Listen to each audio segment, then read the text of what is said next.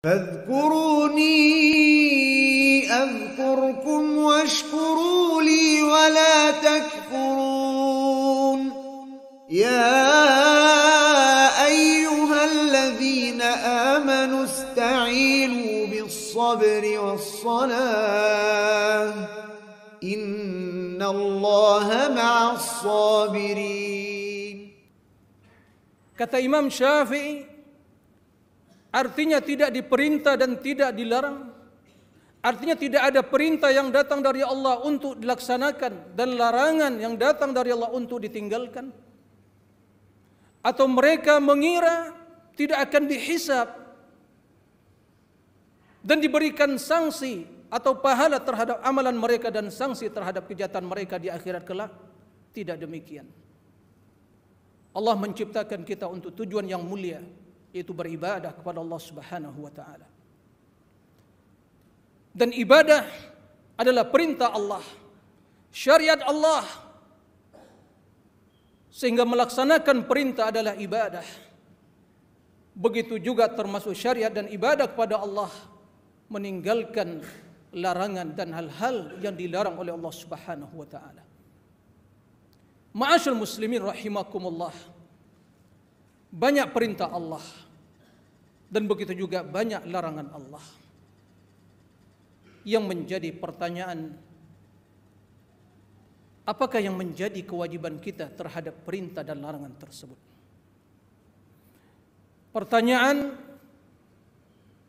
yang wajib kita jawab, dan tentu sebelum menjawab kita wajib mengetahui jawabannya. Agar kehidupan kita di dunia ini untuk beribadah betul-betul terlaksana sebagaimana diharapkan oleh Allah, dan tentunya di akhirat membuahkan buah yang manis, yaitu mendapatkan ridha Allah dan tentunya berakhir masuk ke dalam surga Allah. Ma'asyal muslimin rahimakumullah. Para ulama kita menjelaskan ada 7 kewajiban yang harus kita ketahui dan kita laksanakan di dalam menjalankan syariat Islam ini. Yang pertama, ma'asyal muslimin rahimakumullah, adalah mempelajari syariat Allah, mempelajari perintah dan mempelajari larangan-larangan Allah. Allah perintahkan kita untuk beriman kepada Allah, pada para malaikat, pada kita, kepada para rasul, yaumil akhir, qada, pada qadar. Maka kita pelajari perintah tersebut, bahkan itu landasan keimanan kita.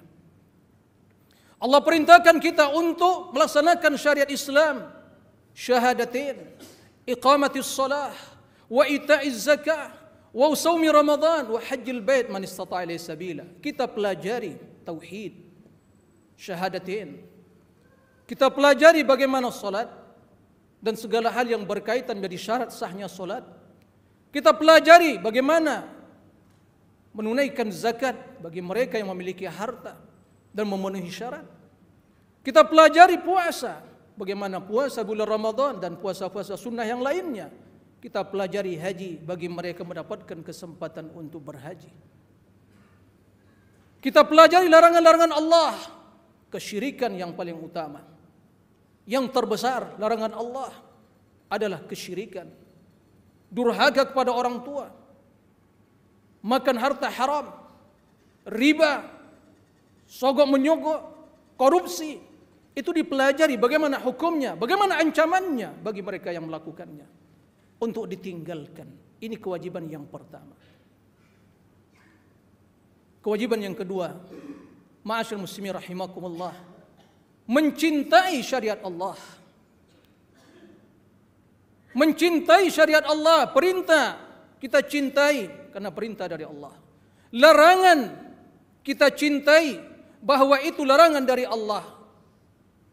Sehingga kita membenci ada orang yang melanggar larangan, dan kita membenci ada orang yang meninggalkan perintah. Jangan sampai terdapat dalam diri kita ada kebencian kepada syariat Allah. Yang demikian itu menjadi sebab hancur dan binasanya amalan kita. Dzalika bi annahum karihu ma anzalallah fa ahbata amalahum. Demikian itu karena mereka membenci apa yang diturunkan oleh Allah sehingga batal amalan atau sirna amalan mereka. Di dalam hadis Nabi SAW, di antara doa beliau memohon kecintaan kepada Allah, kecintaan kepada orang mencintai Allah, dan kecintaan kepada syariat Allah. Allahumma inni as'aluka hubbak wa hubba man yuhibbuk wa hubbal amali alladhi yuqarribuni ila hubbik. Ya Allah, aku memohon kecintaan kepadamu dan kecintaan kepada orang-orang yang mencintaimu dan kecintaan kepada amalan yang mendekatkan diriku kepada cinta kepadamu. Ini kewajiban kita yang kedua. Bahkan itu merupakan konsekuensi dari iman kita kepada Allah dan bukti cinta kepada Allah dan Rasulnya. Yang ketiga, kewajiban kita adalah kita harus memiliki tekad yang bulat, iradah qawiyah, azimah untuk melaksanakan perintah Allah. Untuk melaksanakan perintah Allah, meninggalkan larangannya. Sehingga dalam hadis Nabi SAW berdoa, Allahumma inni as'aluka ats-tsabata 'alal amr wal 'azimata 'alal rusyd. Ya Allah, aku memohon keteguhan, ketetapan kepadamu ya Allah di atas al-amr, perintah atau syariatmu, wal 'azimata 'alal rusyd, dan tekad yang bulat, azimah yang qawiyah di atas petunjuk. Karena seseorang bila mengetahui dan mencintai, tidak memiliki azimah yang akan menggerakkan hatinya sebelum kaki melangkah, sebelum segala anggota badannya bergerak untuk melakukan ibadah. Bila tidak ada azimah, maka tidak ada yang akan mendorong dia untuk melakukan dan mengeksekusi atau melakukan aksi. Maka harus ada azimah. Kemudian ma'asyal muslimin rahimakumullah, begitu kita telah memiliki azimah, maka segera melakukan. Ini kewajiban yang selanjutnya, yang keempat. Kewajiban yang selanjutnya adalah laksanakan perintah Allah. Perintah dilaksanakan sesuai dengan kemampuan kita, dan larangan ditinggalkan tanpa bersyarat. Karena meninggalkan tidak membutuhkan istita'ah. Cukup meninggalkan sudah terlaksana. Adapun perintah memiliki syarat, yaitu istita'ah, mampukah kita melaksanakannya.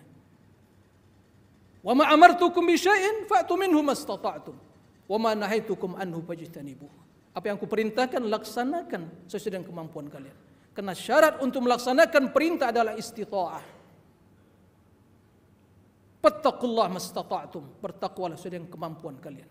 Adapun larangan tidak dikaitkan, tidak disyaratkan dengan istita'ah, karena sekadar meninggalkan sesuatu yang dilarang sudah terlaksana apa yang dimaksud dengan meninggalkan. Ma'asyal muslimin rahimakumullah, mempelajari, mencintai, memiliki azimah, berazam untuk melakukan, kemudian melakukan. Tidak cukup hanya berazam tapi tidak melakukan. Dan di dalam pelaksanaan tersebut, ini kewajiban yang selanjutnya, hendaklah kita memperhatikan dua hal. Diperhatikan dua hal. Yang pertama adalah bagaimana amalan tersebut dilandasi di atas keikhlasan. Hanya mengharapkan ridha Allah, pahala di sisi Allah. Dan yang kedua, dipastikan bahwa amalan kita sesuai dengan tuntunan Rasulullah. Jangan mengada-ngada dalam agama. Yang pertama, jangan riya, jangan sum'ah. Dan yang kedua, jangan bid'ah-bid'an. Jangan khurafat-khurafatan. Tapi berdasarkan syariat Allah. Karena Allah menguji kita, menciptakan kita untuk diuji kesolehan dan kebaikan amalannya. Liyabluwakum ayyukum ahsanu amala. Untuk menguji kalian siapa yang terbaik amalannya. Dan yang terbaik adalah ikhlas di atas tauhid dan sesuai dengan tuntunan Rasulullah SAW. Ikhlas dan mengikuti sunnah Rasul. Ini harus dipastikan.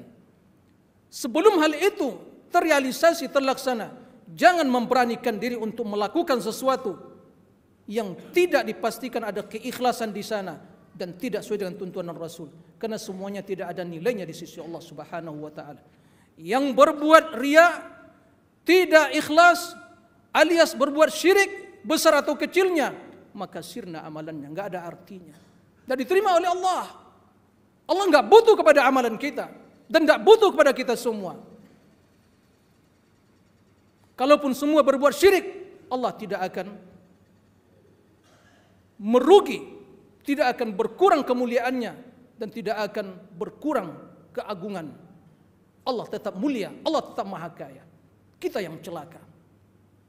Begitu juga dipastikan jangan sampai amalan yang mengada-ngada. Maka di sini akan membangun semangat dalam diri kita bersungguh-sungguh untuk memastikan, mengontrol, mengevaluasi, muhasabah diri kita, ikhlaskah atau riya.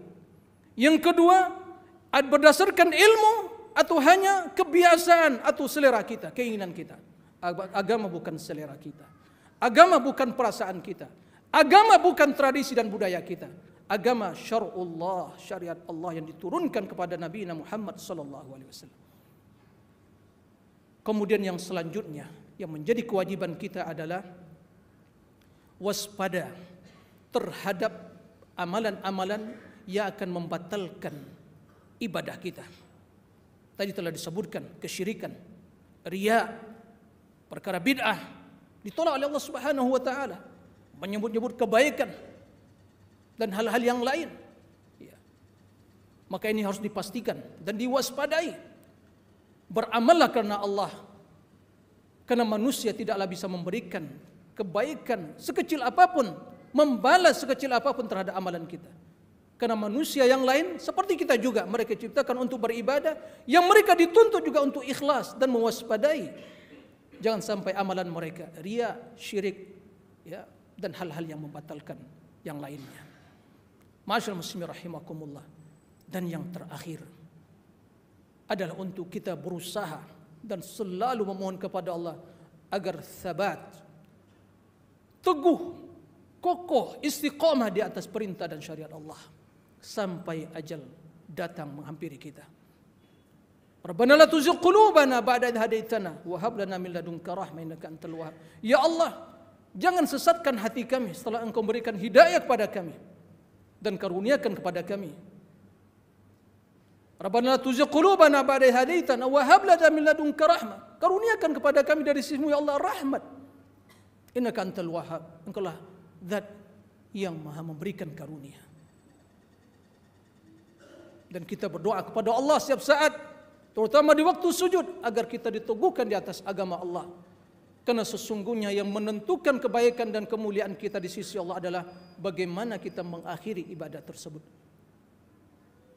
Itulah 7 hal yang menjadi kewajiban kita terhadap perintah Allah.